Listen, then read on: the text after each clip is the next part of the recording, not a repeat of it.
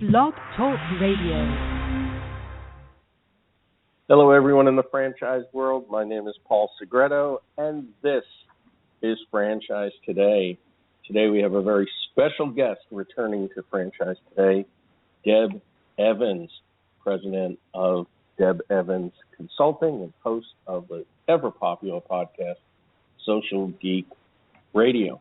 And before we get to Deb, I'd like to chime in with my co-host, Stan Friedman. How are you, my friend Paul? I'm doing well. Still here chuckling, thinking about you wailing away like Bernie Sanders. I thought you were going to have a heart attack. Listen, it's not everybody that can talk with a Brooklyn accent like that and get away with it. Funny stuff. And that's about the only thing I want to have in common with Bernie. Yes, I think you're right. You're spot on. Well, Stan, why don't we jump right into the front of the house? What's going on this week? Just a couple of things to make mention of this morning, and not the least of those, and the first being that franchisees in Seattle look like they may be heading to the Supreme Court. So we all know about Seattle's $15 an hour minimum wage issue, Paul. That's been going on for a couple of years. But according to IFA CEO and President Robert Crescente, the appeal that was sought for the City of Seattle's wage law and was stricken down by a lower court might now be actually heading to the Supreme Court. The IFA and 5 franchisees in Seattle have actually filed a brief to ask the Supreme Court to give consideration to hearing the case. As everyone will remember, this is kind of where all the noise began with Seattle's law. Companies with more than 500 employees in the U.S. are required to begin paying their employees $15 an hour on the 1st of January next year. Other companies with 500 or fewer employees, which are considered small businesses, have the chance to increase their employee minimum wage in increments. They'll have to begin paying their employees $15 by January 2021, 4 years later than those deemed to be the larger companies. Franchisees, including fast food restaurants and hotels, have been arguing that when calculating the number of employees in the U.S., the law, as it's been written, incorrectly considers the workers employed by those large corporations as their own employees as well. And, of course, that's what triggered this whole thing off. And we'll see where it all ends up, but it looks like IFA and those 5 Seattle franchisees have filed a brief asking for the Supreme Court to hear the case. So as we used to say in TV years ago, film at 11 on that one, Paul, but it continues. The saga continues. On a brighter note, the franchise business is booming, as we continue to say every week, and nowhere is that more evident than Entrepreneur Magazine's fastest-growing franchisee rankings. Growth is the goal of every franchise system, of course, Paul, but not all achieve it as successfully as those on the fast track who are listed in the February issue of Entrepreneur under the fastest-growing franchises in the country. And to find out what was their secret sauce, Entrepreneur took a deeper dive and within the 200 actually spoke with executives from 105 of those companies. And responses as they poured in asking what is the secret sauce to your growth started to generate something of a theme. And the real growth, according to Entrepreneur, is that not only quick growth, but sustainable growth, which is what we focus on here every week on Franchise Today, comes from a focus on people. And the focus is not just the people that are the franchisees, but a focus on people throughout the culture. So the franchisees, the employees that they hire, even the customers that they serve, and the corporate staff who are there to support them all. In short, what Entrepreneur has discovered in this piece is that taking care of people, and you take care of people, and the numbers will take care of themselves. You can read more about this in the current issue of Entrepreneur Magazine, which is the February 2016 issue. We can't say current issue because too many people that listen to us might be listening to us post-February 2016. So the 2016 February issue is the one that it's in if you want to learn more. And as I looked at the list of the 105, Paul, something else became very evident to me. There are young as well as legacy companies that are on that list. I mean, there are brand new franchise companies and concepts along with some that have been around forever. So it's not just size and time that made people aspire to doing the right things that landed them on that list, and that also should be a critical nugget for aspiring young franchisors to understand. You don't have to be around for 100 years to become one of the faster growing concepts. Do it right from the start. Focus on your people, focus on your culture, as well as your products and services, and you can hit that fast track right out of the gate. And then the last thing I wanted to just point out, Paul, also something that has a timestamp on it, so I'll do the same as I just did with the Entrepreneur Magazine piece. For those of you that are listening to this podcast post February 1, 2016, feel free to ignore this. For the rest of you, CFE certification for 2016 is coming due. So CFEs that were certified prior to 2013 are due to be recertified, and you should get in touch with Rose DuPont at the IFA so that you don't find yourself losing your certification. So one more time, CFEs who are certified or recertified in 2013, you are due to recertify again before February 1, 2016. Contact Rose DuPont at the IFA or link to the CFE web page off of the IFA's website. And that pretty much takes care of the front of the house for this week, Paul. Well, we do have some breaking news literally coming across my computer right now. Wendy's may be the latest restaurant chain to fall victim in hacking, as the QSR is now investigating a potential data breach that occurred at an undisclosed number of U.S. units. Reports indicate fraudulent charges may have occurred elsewhere after payment cards were legitimately used at some restaurants, a spokesman for Wendy's said, which really is very timely for me in the upcoming Franchise Expo South, where myself and Lee Plave and Teresa Huska do a symposia on data and social media in franchising. And it's every time we do it, we have all new information because these data breaches are occurring left and right. And that segues into you, Stan. I know you're doing a new session at Franchise Expo. Why don't you give us a little bit of insight on that before we bring our guest on? Thank you so much for bringing that forward, Paul. Yeah, I'm excited. Got an invitation this year to deliver the A to Z's of buying a franchise to potential franchisees that will be coming and walking the floor of the trade show. And this is a program that Dr. John Hayes has for years done at the IFE in New York. And now Tom Portuzzi and the Expo have invited me to deliver the program for them in Houston and then again in Denver. And I'm looking forward to it. It's another way to get to pay forward, pay back, and help those people that are attending the Expo better make sense out of what's important to them so that when they hit the floor of that trade show, they may do so and not get overwhelmed so quickly by all of the different offerings that they can see on the floor of the show, but be better educated consumers who may know a little bit more about themselves hitting the floor of the show. And we'll thank Rebecca Monet for that, because Zoracle Profiles will be participating with me in the teaching of that 3-hour program.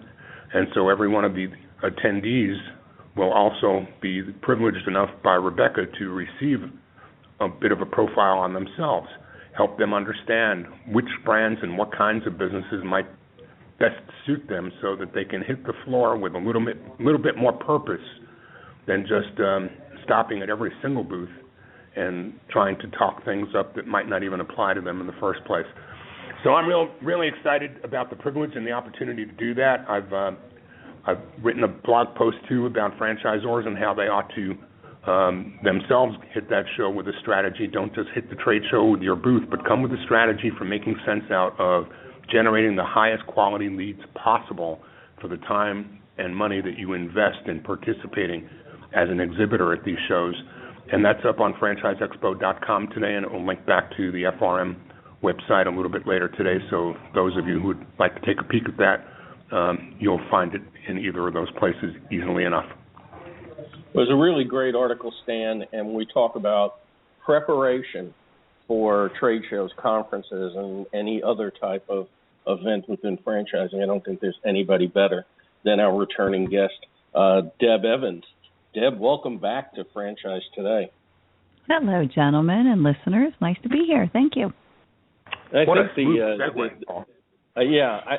the thing that's most exciting for me today is, as many know, for a couple of years, Deb and I worked very closely together as she was president of Franchise Foundry, and I got to listen to her voice and speak with her every single day. Of course, we still communicate. We're aligned on some projects and clients, and really looking forward to concentrating on our core businesses, which complement each other very well moving forward.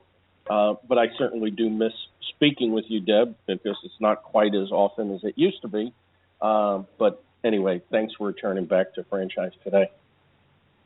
Sure. And Paul, we have to tell everybody, too, you were surprised last week when you did call me, and I told you that you had a special ringtone in my phone, so I know when you're calling. Yes. Yes, she does. It's interesting as we're talking today, digitally speaking, who's listening, how Deb and I got together first. I think it's so recently in a Facebook memory. It was like 6 years ago, and I think our first communication was on Twitter, and for the longest time we'd communicate there, and then it kind of eased into some other social media, not really even knowing at that time that we literally lived several miles away from each other, which was really something. Yeah, it freaks me out when that happens. It's like, whoa, wait a minute, you're in Houston? I think you were in San Antonio when we first met, and then you moved back to the Houston area, and I wasn't up on, like, oh my God, he's in the Woodlands. He's just a few miles away. But, and that's what's, so great, I think, about the whole digital world and cyber world is that my kids and my husband will often laugh when I say, oh, that's my Twitter friend, or that's my Facebook friend, because I've not met them in person, but we're friends. And then when you do meet in person, you just build that stronger relationship. And it really is possible to have a digital, virtual relationship that is just as valuable as that person that lives next door. I think it's also interesting that my first, I guess, one step removed interaction with Stan actually was on LinkedIn as a former producer of Franchise Today. I guess was promoting something within the PAFI, Professional Athletes Franchise Initiative, LinkedIn discussion group, and Stan basically had to reprimand them for it not being promotional, and that's how Stan got on my radar. Yeah. Which wasn't exactly a positive experience, was it, Paul? It was positive for me. I thought it was funny. I have a hard time with people who abuse the protocols of social media and it's the same as spamming to me. It's just dropping anything anywhere. It's like entering somebody's house without knocking on the door. You're dropping things into rooms or into groups that don't have any nexus at all to what you're talking about. And it's just it's intrusive to me. It is. Hey, Deb, ironically, Deb had a similar experience. Her and AK. AK. I knew you were going to bring up the Twitter hack. The hashtag. Call them out. Of a hack job. Well, going to Stan's point, and this year I'm reading a lot of, and it's happening way too often. And I'm going to, throw my piece of advice or my 2 cents worth is that, if you've invited me to connect on LinkedIn for whatever reason, the first thing I always do is I respond with, thank you very much. Why would you like to connect? And that's your opportunity to do that sales pitch or say whatever it might be. I'm in Houston, or I see that you're part of the franchise world, or whatever. Do that then. And you get it out in the air. It's like, okay, well, fine, I think we'll be a great connection. But don't send me a LinkedIn request and then, not be upfront then when I've asked, and a day later start spamming me with emails and, invites and sales pitch. It's like, whoa, you just lost that. And, you know, I absolutely disconnected, you know, at that point. You know, Deb, I look at you on LinkedIn and I see, and this is what typically my protocol for saying yay or nay to somebody on LinkedIn is I look at my number of shared connections with them first. Mm-hmm. And if I see that there's dozens of other people that are in my world that are in theirs, even when I'm too busy to take a deeper dive, I feel comfortable enough that there's at least a reason for this person and me to have a connection, and it might not be today or tomorrow that I figure it completely out. But when I see, like I looked at your LinkedIn this morning, by the way, I learned some things about you this morning, but looking at your LinkedIn today, you know, I see you with like 2,150 followers and 545 shared connections with me. If I didn't know who you were, I would not have thought twice, you know, to link in with you if we weren't already there. Mm-hmm. But I learned some other things about you today, too. And what might that be? Well, beside the fact that you've displaced Kim Commando as my digital diva, which is what I'm going to call you from now on, I learned that you were a franchisee and that you were a franchisor. Yes. Not only a franchisor, but the president of a franchisor organization before you became a supplier. So you've you've done the Triple Crown. Yeah. Well, and actually I can take it a little further back. So before I became a franchisee, I actually worked for the franchisee. And, actually, I saw that too. I was a franchise employee. Yep. And just a surprise to me as I was the employee and the franchisee was with the Computer Explorers Technology Education franchise. I love teaching technology to kids. It was just like, wow, did not know this was going to be my passion, and I loved it. And then the franchisee gave me an offer. Well, how would you like to do some sales and marketing for the brand? Like, sure, I can go into schools and pitch this. This is cool. And then she turned it around really quick and said, well, how'd you like to buy the brand? I'm losing interest and you really have a passion for it. Oh, sure, why not? So, so franchisee employee, franchisee, franchise support, and the franchise of 2 actually territories. So it became one of the first multi-unit territory owners under Computer Explorers, and then went to the corporate office as franchise support and then franchise brand president. So I know Paul's going to have 1,000 questions for you, but before he gets to any of those that are relevant to the topic of today's program, my big question for you is, how did you cross a bridge from being an administrative assistant at the Office of Congressional Affairs for the U.S. Nuclear Regulatory Agency? What road did you travel to take that to franchising? That whole congressional nuclear life that I lived for several years in Washington and then in King of Prussia, Pennsylvania was quite an experience, and I loved it. But the bridge that I traveled it's called family.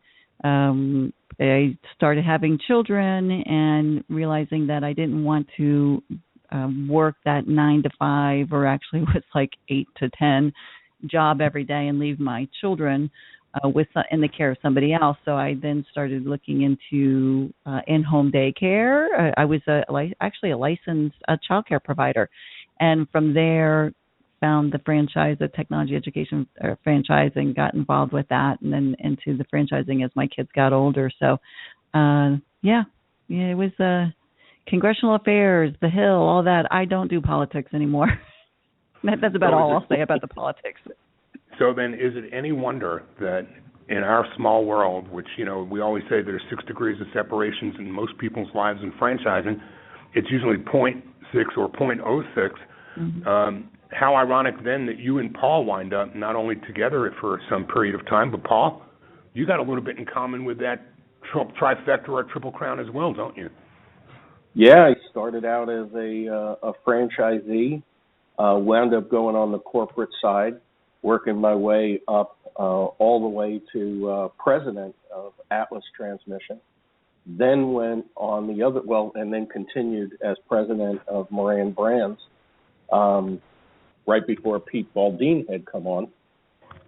And when I left Moran Brands, I became a multi-unit franchisee and worked through that, and then wound up on the supplier side. So very similar, although unless you want to compare living in an Italian household to a nuclear agency, I really didn't have much to do with nuclear. Well, I'll tell you, though, there is one other person, and I'll make this a bit of a trivia question, Paul, and then I'm going to back away from this for a moment and let you get on with some of the real questions of the day. But, Deb, there is another supplier in Pennsylvania that I thought of when I read about your early years before franchising. Do you have any idea who that might be? Still a very active, well-known franchise supplier in Pennsylvania who you may have just a little bit of something in common with. Any guess? No, you stumped me. And, of course, as soon as you tell me, I'm going to go, oh, crap, I should have thought of that. Well, when I read about you and nuclear regulatory, I thought immediately of Bernie Siegel. Oh, yes. Siegel Financial. Because in his past life, Bernie was actually a rocket scientist, and very few people know that. I knew I should have thought of that. Yeah, and I just posted might have been just last week, my first attendance. So funny you brought him up. My first attendance, I think it was my first IFA convention that I went to. You feel like a fish out of water when you go to these conventions. Right. You don't know anybody, but you make friends. And I ended up meeting so many friends, and then sitting at a table and met Bernie and his wife, Ken Colburn, we know, Nick Freeman from College Hunks, Phyllis Pieri. These are names that people that they're still in franchising, and I still see them every year. But I've got a great picture that I posted on a Throwback Thursday of that, I was there with Bernie. What a wonderful person. And then that's when I realized, too, it's like, oh, my God, you're in Philly. I was just across the river. We had so much in common. And, it's a great world to live in, and you find those connections, and you can find them digitally, or you can find them, when you go to these conference and conventions. Yeah, Bernie is one of the great ones. I always love running into Bernie and his wife Shelley, and of course Bernie's Nate Greenberg's father-in-law and the whole family. It's just fantastic people. You talk about first time at an event, Deb, and I think a lot of our listeners would love to hear some of your insight into how best to prepare, especially from a digital perspective. How best to prepare for these upcoming events. What recommendations would you give them? Okay, so the first thing, you register, and you're going to go to, and we'll go ahead and we'll just use IFA Convention 2016 as an example. Now, I always look for, and if you're digitally minded, I'm going to look for a hashtag. Is there a hashtag about this event? And there is, hashtag IFA 2016. You always use that if you're going to talk about your attendance digitally, if you're on Twitter or Facebook or LinkedIn. Know that. Is there an app? A lot of these conferences and conventions now have apps. There is an app to attend the IFA conventions. It's under it's called IFA Connect app if you go to Google Play or if you go to iTunes, and then you're going to look for IFA events. And you download the app, and it makes it very easy for you to connect digitally to the convention you're going to. So right now, my schedule to attend this upcoming convention is all on my phone. That's my third arm. So everything is there. I can connect to members. I can look and see who the speakers are. So, do as much homework in preparation before you go to a convention or conference or an event by seeing what you can find out there on the web and make that connection there. And then start promoting it. You mentioned Stan, and Stan mentioned his article earlier about the upcoming Franchise Expo South. If you have the opportunity to be able to write a digital white paper or a blog post or share something about the upcoming event, share it. If you've got some great tips, or if you have questions. Hey, I've never attended IFA convention. What should I be looking for? Throw that out there, and somebody will connect with you and give you some great pointers and tips. Those are the first couple of steps. I use those conference apps long after those conferences are over too. Most people don't realize that the app stays live. You can find so many touch points for easy connection with some people who you might have met at one of those events, and now you're trying to figure out how to reconnect with. And if you went back to the conference app, you can find all their information right there in a place that you probably never would have thought to go again. So a lot of those apps that you download aren't only for the moment in time that you've downloaded them. They can become resource tools that can help you reconnect with people even after the events are long gone. Right. Yeah, I think that plays well into, what I promote a lot of times, which is, tell people what you're going to do it, and tell people what you've done. It's kind of that same, process, plan going in. Absolutely. While you're there. Absolutely. And then, of course, afterwards. And Deb, go ahead. I stepped on you on that one. No, you're fine. And, and then the connections so we know we're going to go to this convention that's going to span between 3 and 4 days. And we know that we're going to be attending. I've got it on my calendar. I have all the sessions I'm going to attend. Well, when you do that and you plan your attendance, then you know when your open availability is. Okay, I really want to connect with Stan when I get to San Antonio, but I don't want to just send a note, hey, Stan, let's connect when we get in San Antonio. My note is going to be, hey, Stan, let's connect when we get in San Antonio.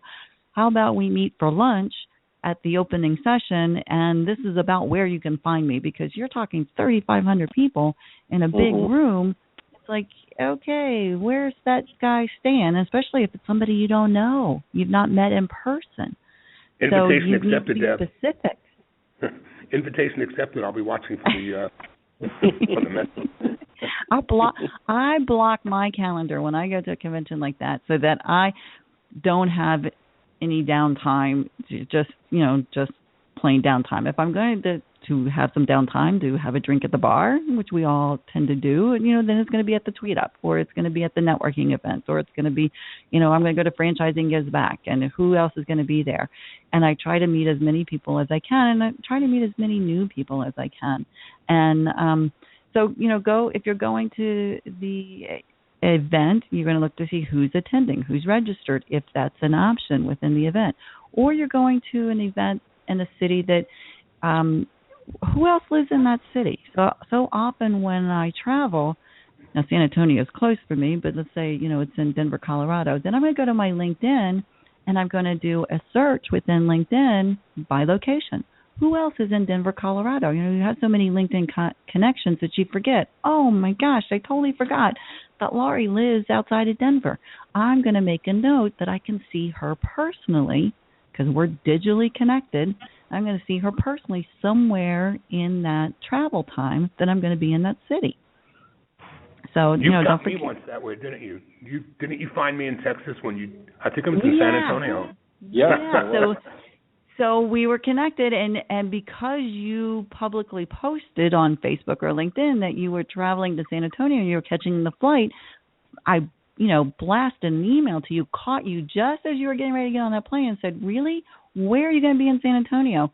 Come to find out, Paul, I could almost see.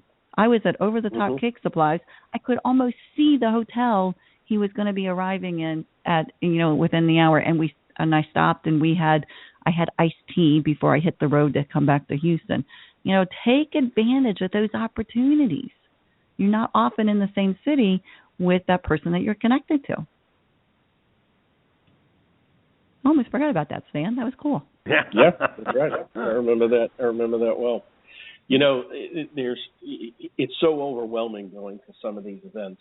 And, of course, San Antonio is going to be a little bit more intimate, although because it's a smaller city than we're used to. But we are going to be in 3 different host hotels, which means you're going to see a lot of the same people in those hotels and miss the opportunity to meet some of the other people.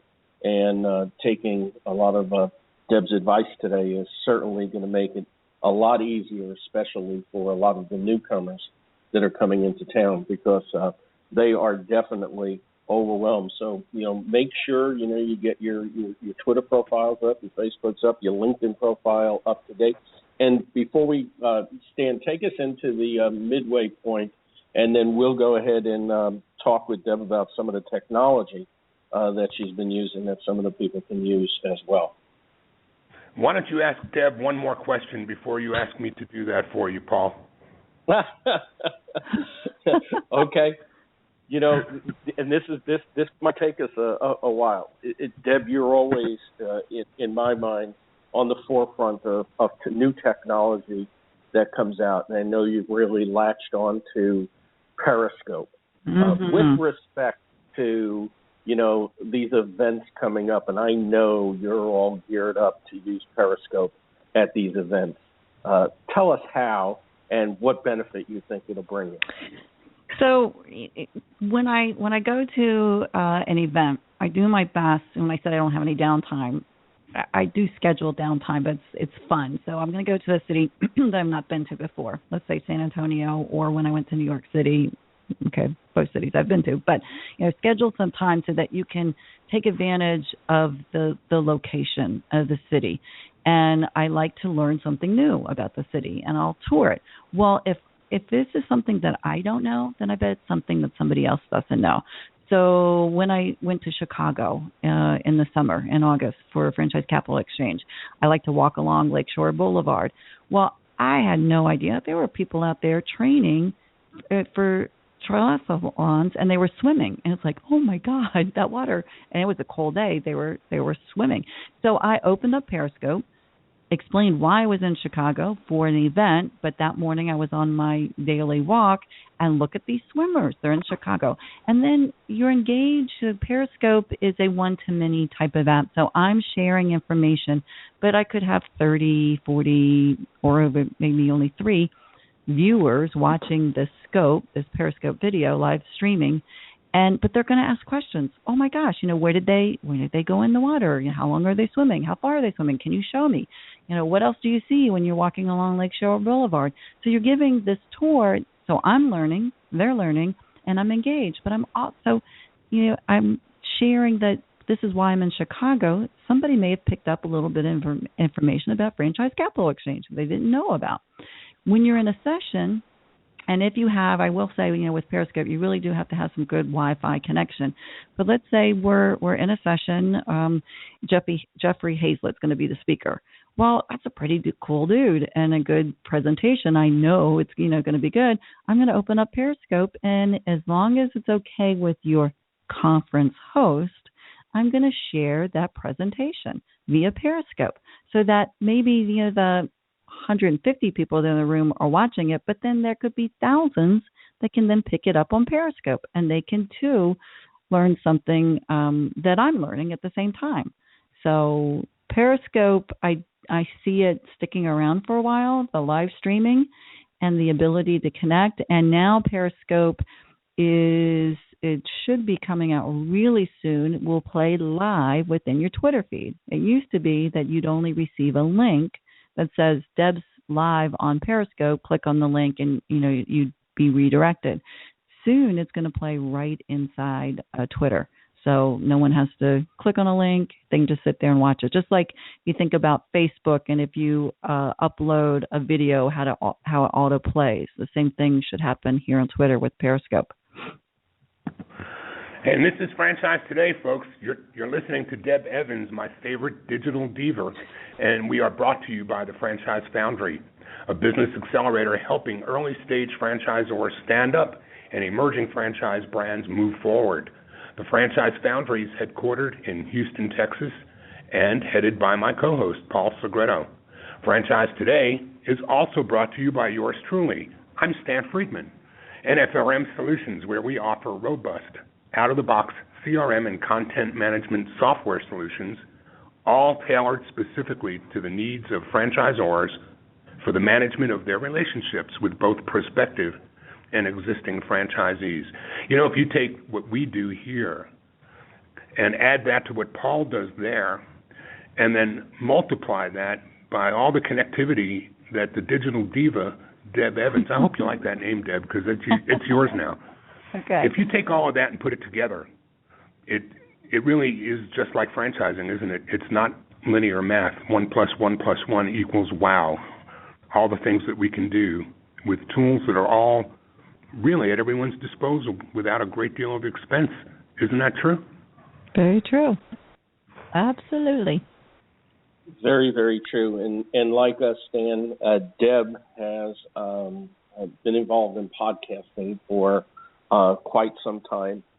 Social Geek Radio has been nationally acclaimed, and her and her co-host, Jack Monson, another friend of the show, have been doing a great job, and that's also Wednesdays at 7 p.m., correct? Yes, sir. Yeah. Who's your Have guest fun with tonight? that, 6 years in. Yeah. Who's your guest tonight? Well, I'm going to give you a little hint here and let you know that we're actually not live that much anymore. We started recording our episodes, and they play on Wednesday nights. But you can still listen live via socialgeekradio.com. But tonight we're going to have Griff Emery with Shout About Us, which, we're talking about digital and relationships and things like that. I think Shout About Us, if your listeners should check it out, because it gives you the analytics, but it gives you all the information about what's being said about your brand, whether it's on Yelp or Angie's List or Twitter or blog post or Google or wherever it might be. So they've got a pretty nifty software package that keeps you in the know and what your reputation is online. Well, Deb, when we talk about connecting with people, and obviously with all the chatter in that very crowded digital space that's out there, there has to be levels of relevance. And if you're not putting out, as we know, information that's pertinent, relevant, informative to an audience that's out there, you're not going to be taken very seriously. So obviously there's the friendly side of it, but there's also the relevant side of it. And of course, that leads into, an article that you wrote last year or 2 years ago for Franchising World, when you talked about, content is king has been replaced with content is queen, audience is the king, content is the servant, social media is the kingmaker, and several others. And I've even been quoted from one of the Frantech conferences where I said, content is king, but it's what you do with the content that makes the kingdom. And it all comes about being focused on quality content. So with that in mind, what can individuals do leading into events, or what they should be doing all year long, to build that personal brand of this that allows them or affords them the opportunity to be taken seriously? And as Stan said, if somebody's connected to 40 or 50 or 100 of his mutual friends, he automatically looks in and says, maybe this is somebody I should be looking at. But, a lot of people aren't connected to a lot of people, and they do have relevance. So how could those people shine through by putting out the type of content that makes it seem relevant and a person you really want to meet with? Well, we all know that, you should follow a rule, whether it's the 80-20 rule or 60-40 rule. And I met with somebody yesterday, a small business owner here in Houston, and said, what do you mean? What do I do? The content that you provide should be relevant to certainly your industry, but provide and be informational and educational. And then less about the sales and this is what I do and the promoting. But don't forget to do that. So often I'll read content on the various social platforms, and it's never do I figure out what do they do? What are they selling? What are they promoting? They're sharing a lot of great stuff here, but I don't know specifically what they do. So, we can't forget that piece of it. And then when you're leading into an event, like we're talking about going to events, it's not so much that, hey, I'm going to be in San Antonio, come see me, but, hey, this is who's going to be in San Antonio, a little bit about the speakers. Like, I'm excited to go to, whatever session it is, because this is what I hope to learn, and not to forget to tag those speakers and let them know that you're excited, you're going to come to the event. So I'm going to go back to the mention of Jeffrey Hazlett. Last year, Jeffrey spoke at IFA convention, and I knew he was going to be there, and I've read his books, and so I was tweeting and making mentions and saying, hey, I'm really excited to see it. And of course, he saw it and said, Deb, I'm excited to see you too. Like, okay, that's pretty cool. He must have somebody managing his Twitter profile, and I actually know that he does it himself. But when I actually went into the session, and after the session, walked up to him to say hello. He knew exactly who I was. He saw me walk in, and he recognized me because of my Twitter profile and my picture. So he made a note that he saw me walk in and that we had been tweeting. So I walked up to say hello. It's not all about what you do or who you are, but who are you meeting? What do you want to learn? What kind of information can you share that other people are going to want to grab? So, Deb, as we talk about all of this, and to me, I could spend hours just listening to these kinds of conversations because they're so fascinating to me, the different ways that digital and networking can take what we do naturally to such higher levels of engagement. Let's talk about engagement. You're in your own consultancy now, and you've got all this wealth of knowledge and this base of knowledge.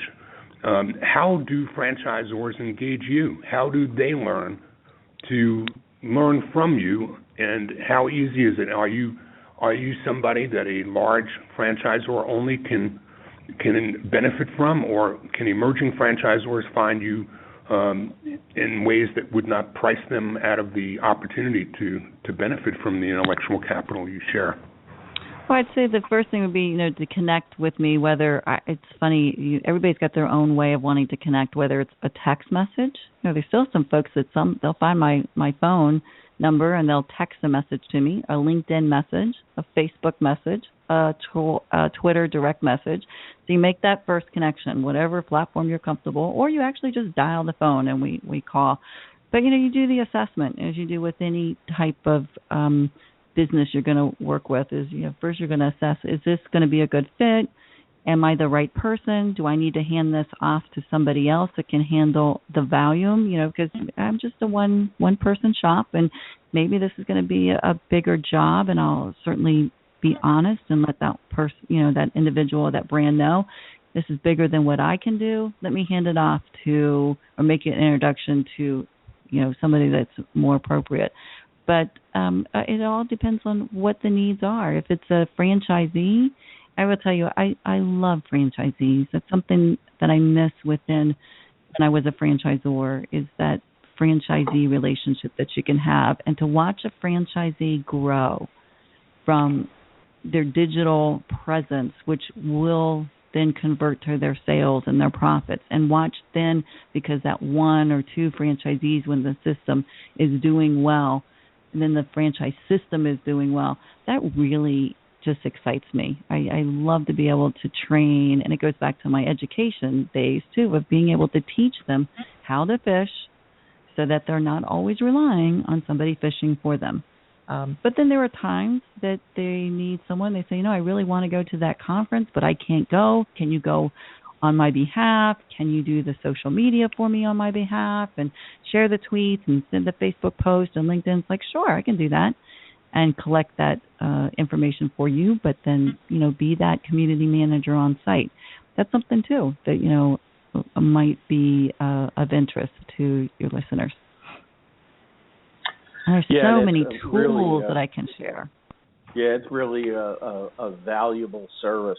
As Deb was pointing out, franchisees, franchise executives, founders, it really comes down to, individuals that really need to have their horizon broadened when it comes to social media. The other day was a 5-year memory on Facebook on an article I wrote, Social Media, What's Holding You Back? And it's a lot of the same things that are holding people back today. That day I had written that I spoke with one such person, a successful entrepreneur, that, was emphatic. He knew that using social media was important for their brand, but he was very hesitant because he just didn't know how to take it to the next level. And I met another one yesterday, almost an identical conversation. And for any of the listeners out there that are in those same type of predicaments, my recommendation is, contact Deb, whichever way you feel like contacting her. I think she'd respond to a drone going over a house. I'm probably flying that drone. Yeah, right, with a banner that said "Call me" on the back of it.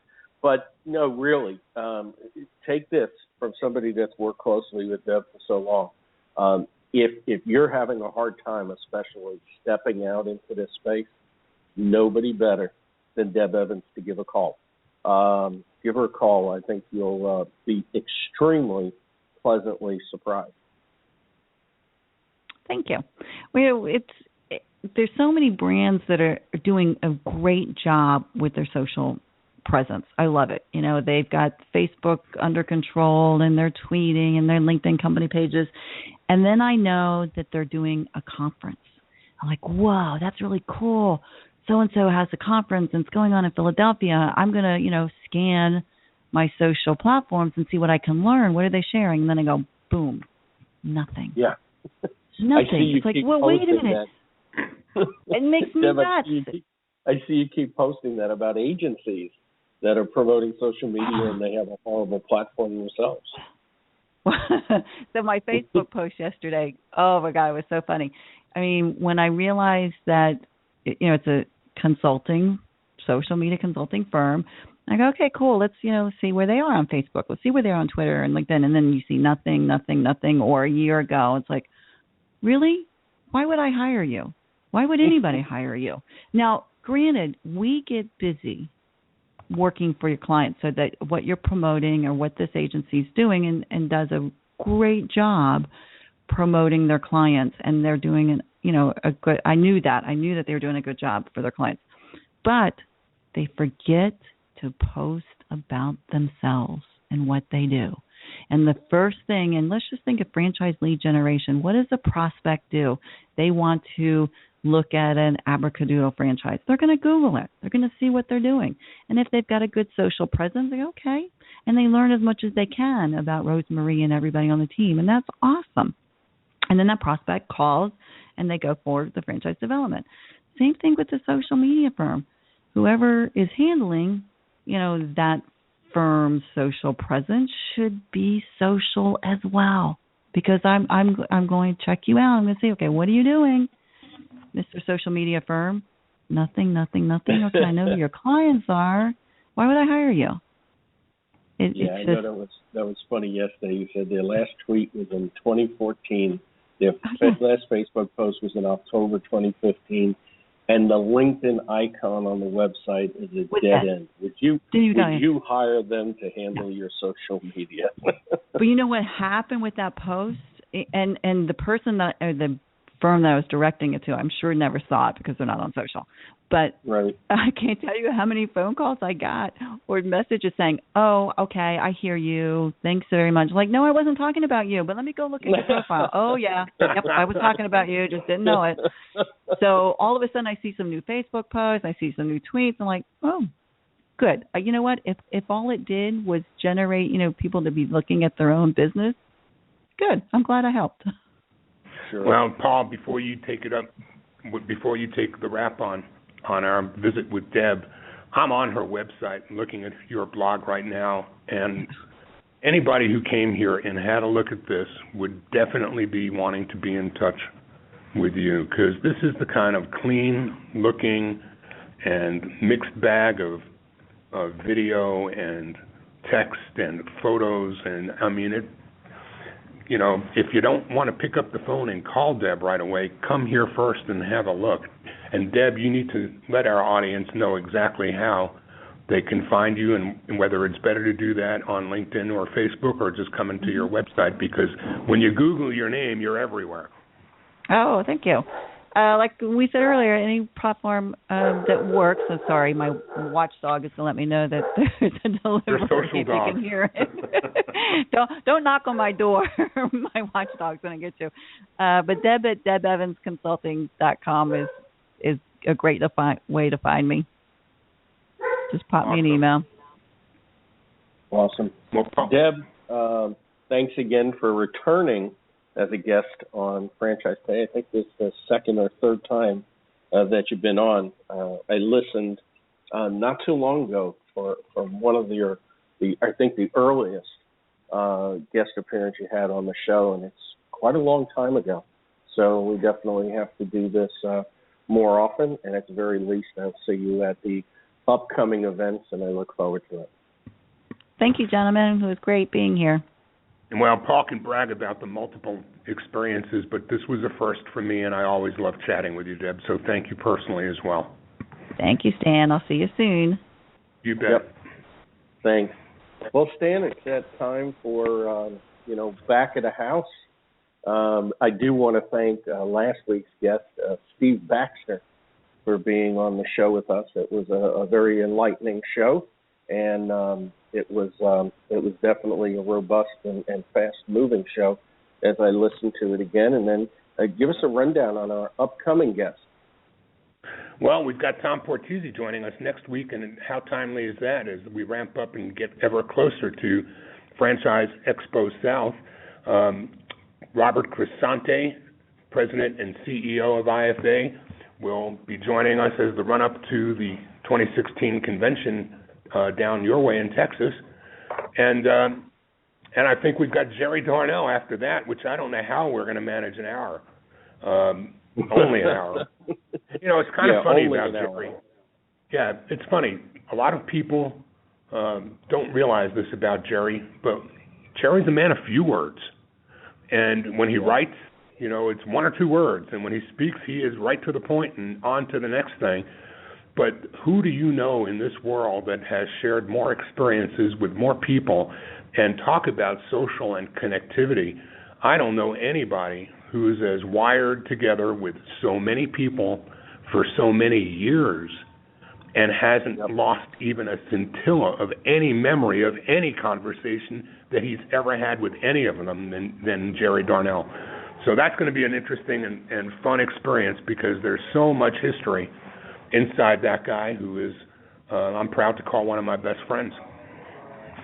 Yeah, Jerry put social in social media long before it was social media. That's for sure. Yeah, you are so true. And sure. Paul, just one other back of the house thing.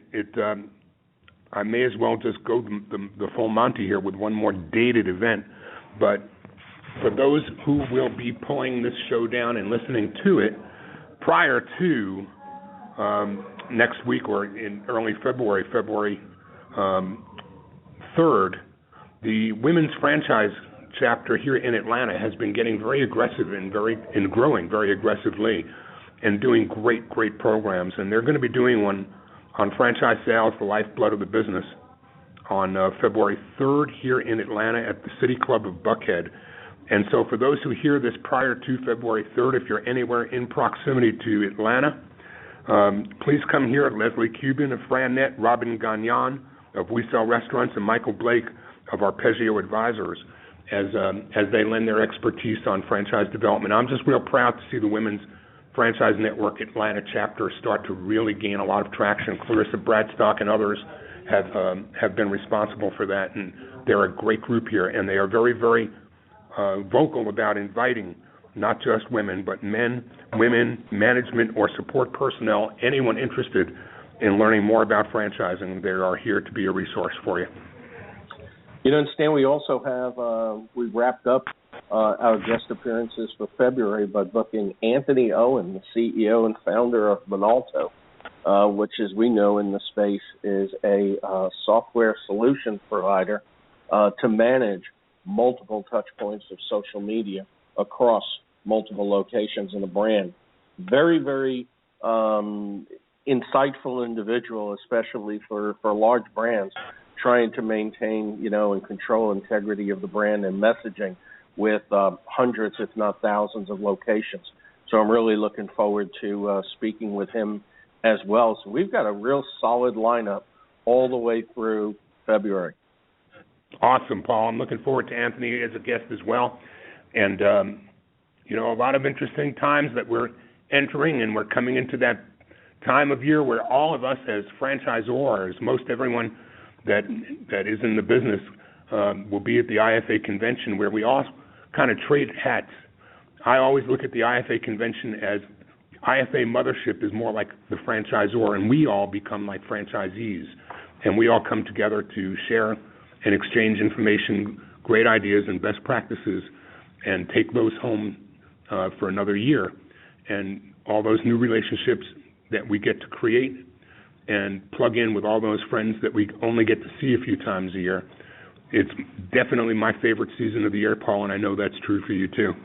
Yeah, absolutely. And, I'd like to leave our listening audience with one thought today based upon something I read the other day. And we always talk, Stan, about sustainable, sensible franchising.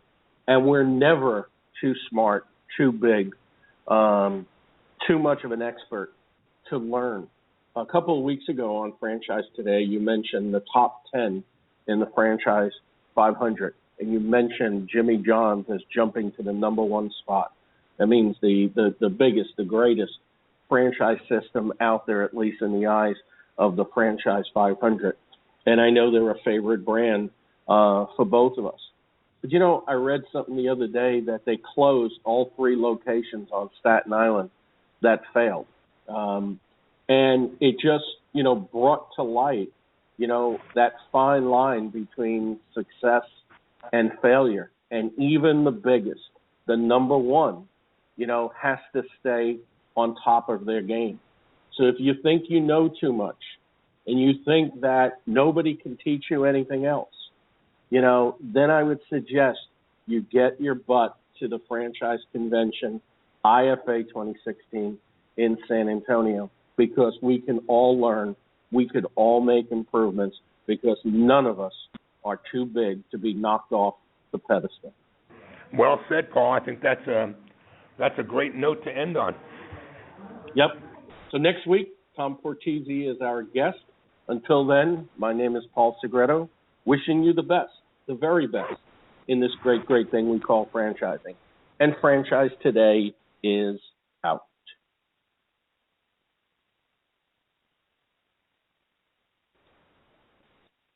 When you're part of a military family, you understand sacrifice and support. At American Public University, we honor your dedication by extending our military tuition savings to your extended family.